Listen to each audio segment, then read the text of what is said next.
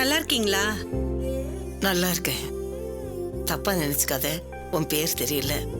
வயசாயிடுச்சு இல்ல? நான் உங்க பையன் கடையில தான் வேலை பார்த்தேன். அப்படியா? இப்ப என்ன பண்ணிட்டு இருக்க? அந்த கடை தான் உங்க பேரங்கைக்கு போயிடுச்சே, அதான் வேலையை விட்டு நின்னுட்டேன். என்னம்மா நீ? நான் வேணா என் பேரங்கிட்ட சொல்லி வேலை வாங்கி தரட்டுமா? இல்லம்மா, பரவாயில்ல, வேண்டாம்மா. என்னம்மா நீ? அந்த ராஜசன் கடை வச்சிருக்கும் போது வேலை பார்த்த, இப்ப நின்னுட்டேங்கிற?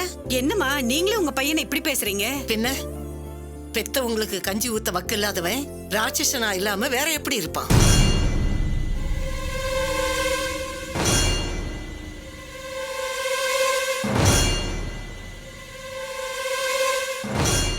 உன் பேர் என்னம்மா? கனகுமா.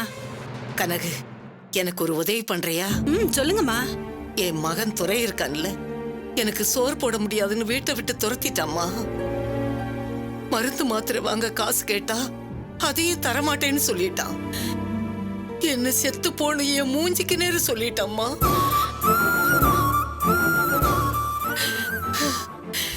ஒரு பெத்த பிள்ளை பண்ற காரியமா இது? என்னம்மா சொல்றீங்க? ஐயாவை அப்படி பண்ணாரு? ஆமாம்மா, உனக்கு புண்ணியமா போகும். எங்க சொந்தக்காரங்கள்ட்ட சொல்லி நான் ரொம்ப கஷ்டப்படுறேன், ஏதாவது உதவி பண்ணுங்கன்னு சொல்றியா? ஐயோ, என்னம்மா நீங்க போய்? என்னம்மா பண்றது? எனக்கு இருக்க கஷ்டத்துக்கு நான் உன்கிட்டயே கடன் கேட்கணும். ஆனா உன்னை கஷ்டப்படுத்த மனசு வரலம்மா. என்னம்மா இப்படி சொல்றீங்க? முன்ன மாதிரி என்னால வெளியே நடமாட முடியல. அதான் இதுக்கு வாசல்ல போய் உட்கார்ந்து பிச்சை எடுக்கலாம்.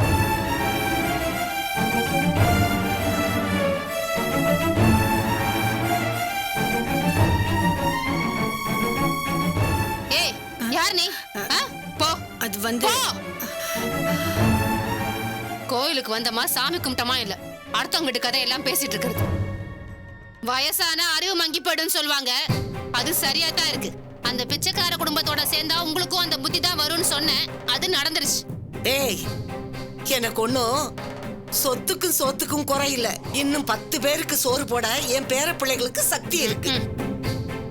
பெத்தவளுக்கு செலவு பண்ண முடியாதுன்னு சொன்னான்ல உன் புருஷன், அவன் ரோட்ல எப்படி தலை நிமிர்ந்து நடக்கிறான்னு நான் பாக்குறேன். இங்க மட்டும் இல்லடி, ஊர் ஊரா போய் சொல்லுவேன், தெரு தெருவா சொல்லுவேன்.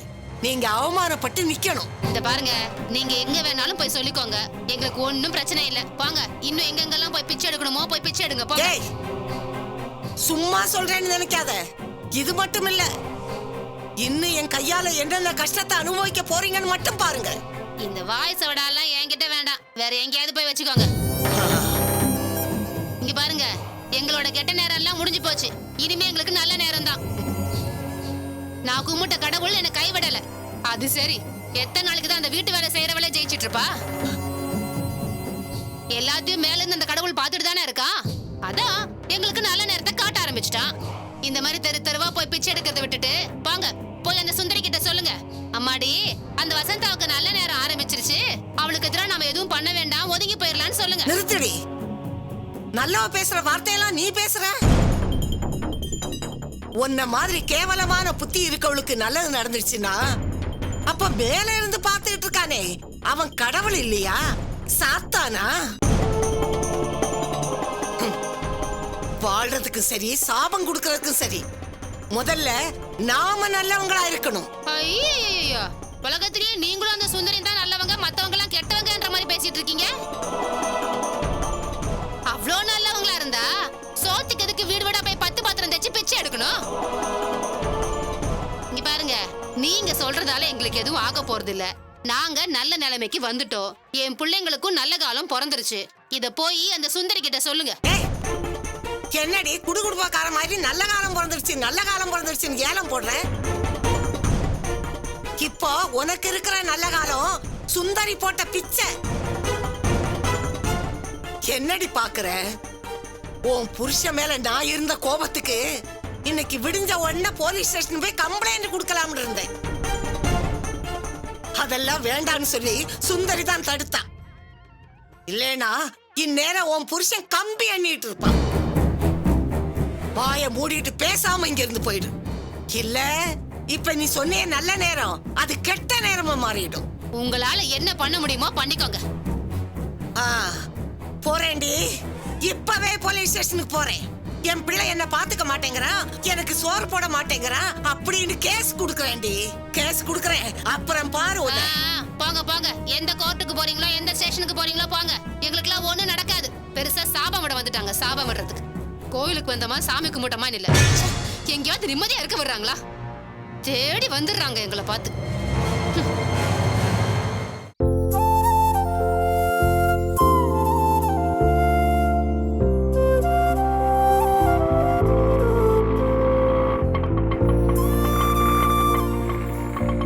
இந்தாப்பா. என்ன பாட்டி, எங்க போயிட்டு வரீங்க? கோயிலுக்கு போயிட்டு வரேம்மா. ஓ, பாத்து பாட்டி, மெதுவா.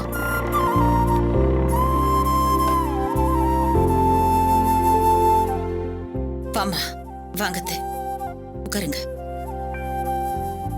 பாட்டியை ஏமா தனியா வெளியே அனுப்புற? எங்க மதி சொன்ன கேட்கவே மாட்டேங்கிறாங்க. நான் பக்கத்துல கடைக்கு போயிட்டு வரதுக்குள்ள போயிட்டு இருக்காங்க. என்ன மதி, ஏம்மா நான் பக்கத்துல இருக்க கோயிலுக்கு தானே போயிட்டு வந்தேன், அதுக்கு போய் பதற? சரிங்க அத்தை, டீ சாப்பிடுறீங்களா? கொஞ்ச நேரம் ஆகட்டுமா? மதி நீ சாப்பிடுறியாமா? ஆ, எடுத்துட்டு வா. சரி, குழந்தைய உள்ள படுக்க வைமா.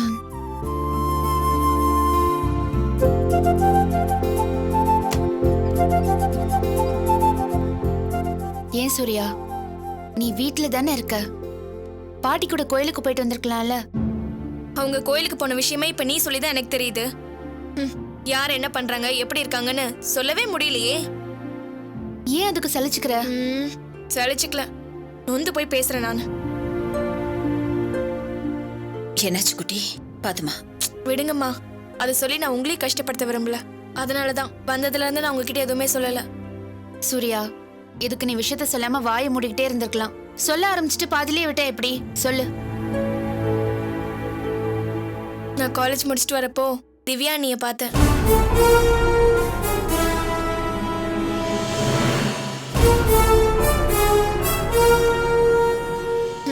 அவங்க திருந்த மாட்டாங்கன்னு தெரிஞ்சும் அவங்க கிட்ட போய் பேசினல, அது ஏன் தப்புதான்.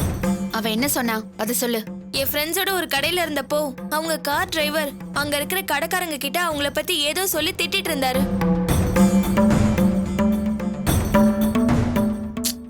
என்னதான் இருந்தாலும் என் அண்ணி ஒருத்தன் திட்டத்தை வேடிக்கை பார்த்துட்டு இருக்க முடியுமா? அதான் அவங்க கிட்ட போய் சொன்னேன். அது அவங்க டிரைவரா.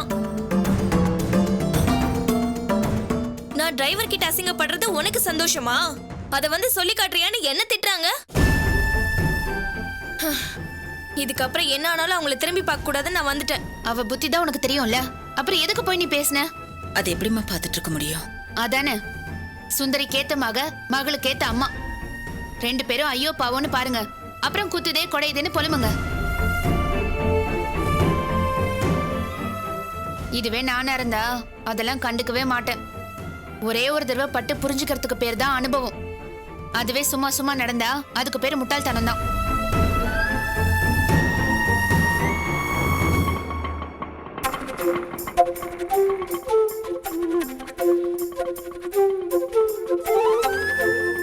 சுந்தரி, யாரோ வராங்க பாருமா.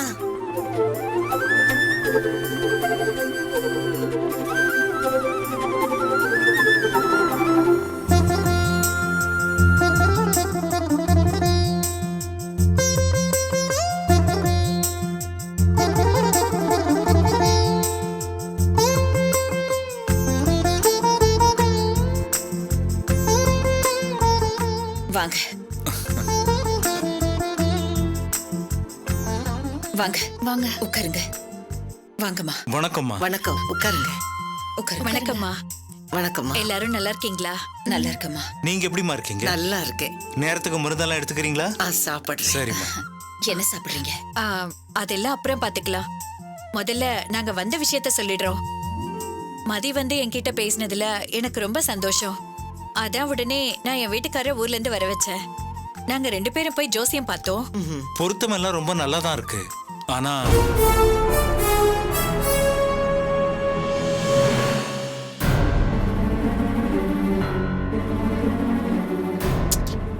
ஏங்க, சொல்றது இப்படிதான் பிரச்சனை இருக்க மாதிரி சொல்வீங்களா? ஒழுங்கா சொல்லுங்க. பிரச்சனை எல்லாம் ஒண்ணும் இல்லைங்க. மாரிசாமிக்கு வர சித்திரை மாசத்துக்குள்ள கல்யாணம் பண்ணணுமா, இல்லைன்னா இன்னும் 2 வருஷம் தள்ளி போகுமா?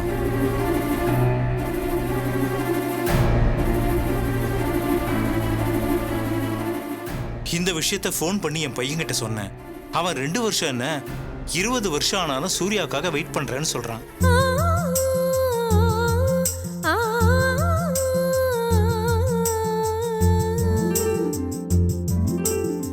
அதுக்காக நம்ம அப்படியே விட்டுற முடியுமா? ஏற்கனவே நாங்க வேண்டான்னு சொல்லி அதுக்கப்புறம் நீங்க வேண்டான்னு சொல்லி ஏகப்பட்ட குளறுபடி ஆயிப்போச்சு. இன்னொரு தடவை அந்த மாதிரி நடக்க விடக்கூடாது. நான் என் பையன்கிட்ட பேசிட்டேன். அவனுக்கு ட்ரைனிங்ல 1 வாரம் லீவ் விட்டுருக்காங்களாம். உடனே கிளம்பி வாப்பான்னு சொன்னேன். அவனும் வந்துட்டான்.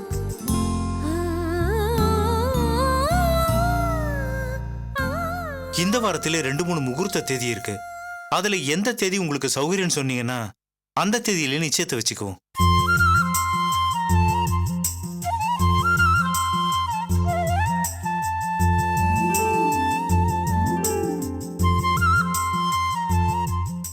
எங்களுக்கு எந்த பிரச்சனையும் இல்ல. உங்களுக்கு எந்த தேதி ஓகேன்னு சொல்லுங்க. ஒரு நிமிஷம் மதி, நீங்க தப்பா நினைக்க கூடாது. எனக்கு கொஞ்சம் கால அவகாசம் கொடுங்க.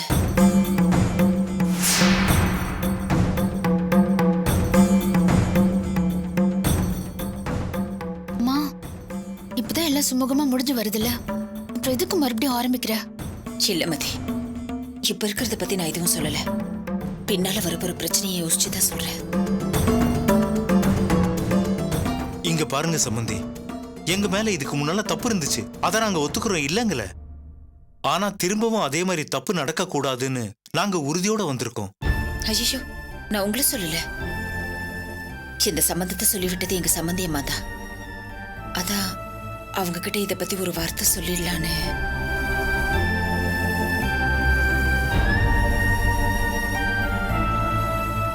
எங்க ஒருவேளை அவங்க இதுக்கு சம்மதம் சொல்லலைன்னா?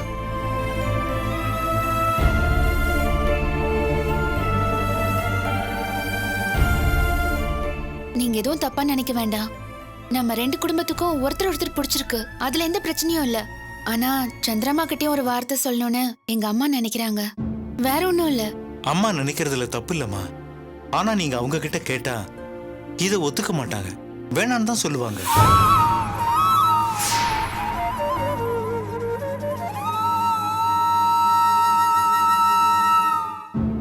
சந்திரம்மா எங்களுக்கும் சொந்தக்காரங்க தான். அவங்க சொல்லித்தான் நாங்க இங்க சம்பந்தம் பேசவே வந்தோம். அதுக்காக அவங்கள கேட்டுதான் எந்த முடிவும் எடுப்போம்னு அர்த்தம் இல்ல. ஏற்கனவே உங்க குடும்பத்துக்கும் அவங்க குடும்பத்துக்கும் வருத்தம் இருக்குன்னு எங்களுக்கு தெரியும். அத பத்தி எல்லாம் நாங்க கவலைப்படல.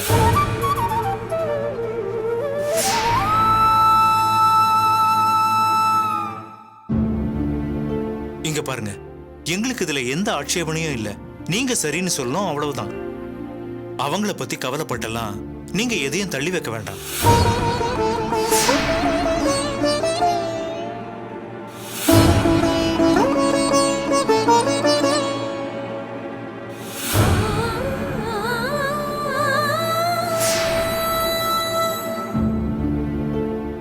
அதெல்லாம் ஒண்ணும் இல்ல. நீங்க டேட் சொல்லுங்க, அன்னைக்கு வச்சுக்கலாம்.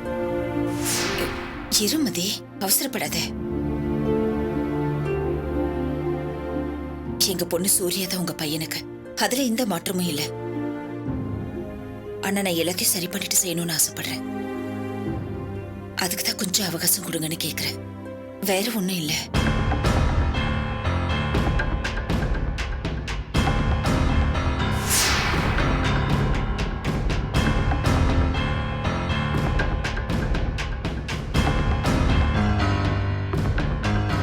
பரவாயில்லங்க, இவ்வளவு தூரம் வந்தாச்சு.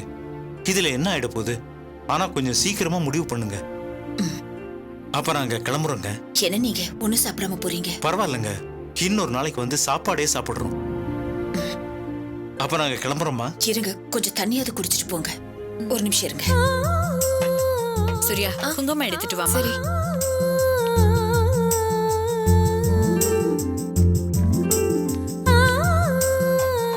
இந்தாங்க.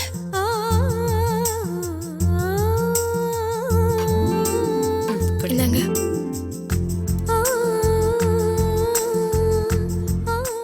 ஆசீர்வாதம் வாங்கிக்கமா. சரி பாட்டி. இருக்கட்டுமா, பரவாயில்ல. அப்ப நாங்க கிளம்புறோம். அப்ப நான் வரேங்க. வரேம்மா. வாங்க. வரேன் மதி. வாங்க. வரேன்.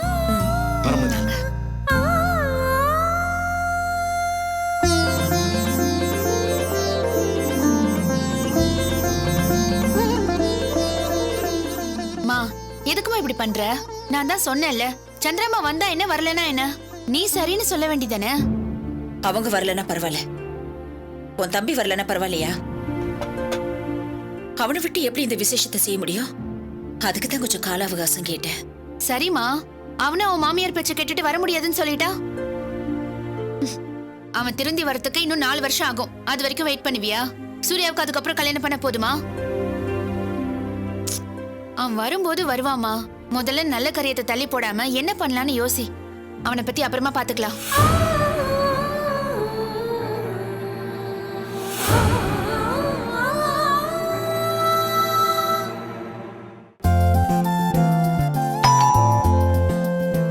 யாருன்னு பாரு. வாங்க. அம்மா இருக்காங்களா? யாருமா? அம்மா நீங்க உள்ள வாங்க. இவங்க தான். வா சுரேஷ். வணக்கம். வா வா ஈஸ்வரி. வணக்கங்க. வாங்க உட்காருங்க. அப்புறம் எப்படி இருக்கீங்க? நாங்க நல்லா இருக்கோம். நீங்க எப்படி இருக்கீங்க? ம் ஏதோ நல்லா போயிட்டு இருக்கு. என்ன சாப்பிடுறீங்க? பரவாயில்லைங்க, இருக்கட்டும். ஒரு முக்கியமான விஷயம் பேசணும்னு தான் வந்தோம். சொல்லு சுரேஷ்.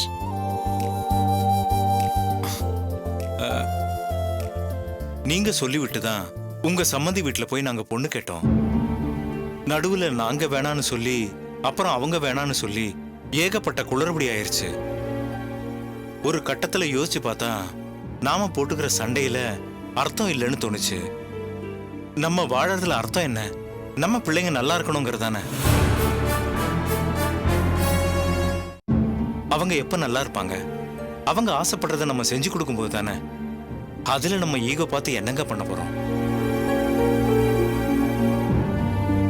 அவங்க ஒன்னும் வீட்டுக்கு தெரியாம லவ் பண்ணி ஓடி போகலையே. நம்ம சொல்லி பார்த்துக்கிட்டாங்க, பிடிச்சு போச்சு, கல்யாணம் பண்ணிக்கணும்னு நினைக்கிறாங்க. சரி, கல்யாணத்தை பண்ணி வச்சிருவோமே நாங்க முடிவுக்கு வந்துட்டோம்.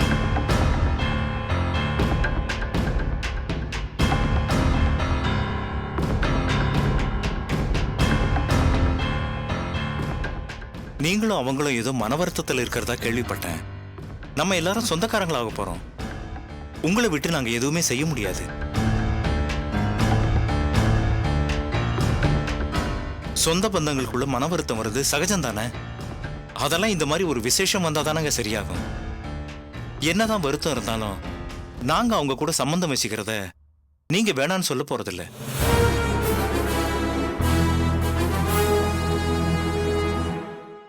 இல்ல சுரேஷ், அந்த சம்பந்தம் வேண்டாம்.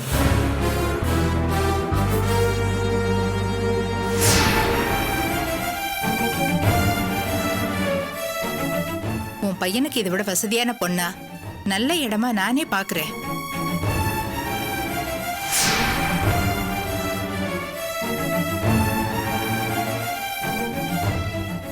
சொல்றேன்னு தப்பா நினைச்சுக்காதீங்க. உங்க அளவுக்கு இல்லைனாலும் ஓரளவுக்கு எனக்கு வசதி இருக்கு. அதனால வசதியான வீட்டு பொண்ணு எங்களுக்கு எதுக்குங்க? வசதியாவும் நல்ல குடும்பமாவும் இருக்கிறது தப்பா என்ன? அப்படி சொல்லுங்க. இப்போ உங்க சம்மந்தி வீட நல்ல குடும்பம் தானே. எனக்கு பிடிக்கல சுரேஷ், அவங்க வீட்டு சம்பந்தம் வேண்டாம். இது என்னங்க அநியாயமா இருக்க? உங்களுக்கு பிடிக்கல சரி, ஆனா அவங்க 2 பேருக்கும் பிடிச்சிருக்க. அந்த கதையெல்லாம் பேச வேண்டாம். அது நான் சொல்லிவிட்ட சம்பந்தம். இப்ப நானே வேண்டாங்கிற, அவ்வளவுதான்.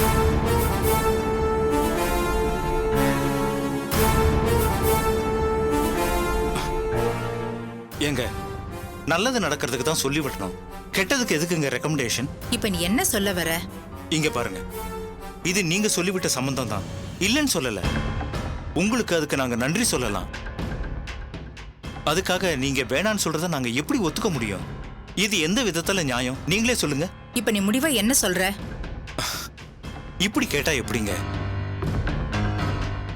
அவங்கள வேணான்னு நீங்க சொல்ற காரணம் நியாயமா இருந்தா நாங்க ஏத்துக்குவோம். ஏங்க, உங்க பையன் வாழ்க்கை நல்லா இருக்கணும் தானே நாங்க சொல்றோம். இந்த காரணம் நியாயமா படலையா?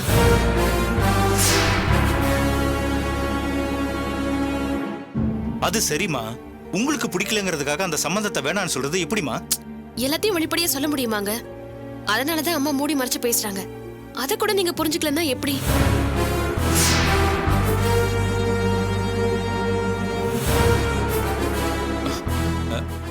என்ன சொல்றீங்க? கொஞ்சம் புரியுற மாதிரி சொல்லுங்க. சூர்யா கேரக்டர் சரியில்லைன்னு சொல்றாங்க.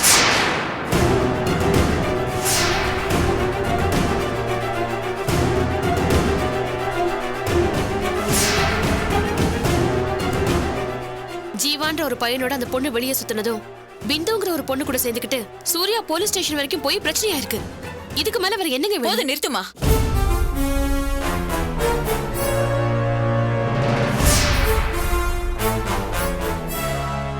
நாக்கு இருக்குங்கிறதுக்காக என்ன வேணா பேசுவியா நீ?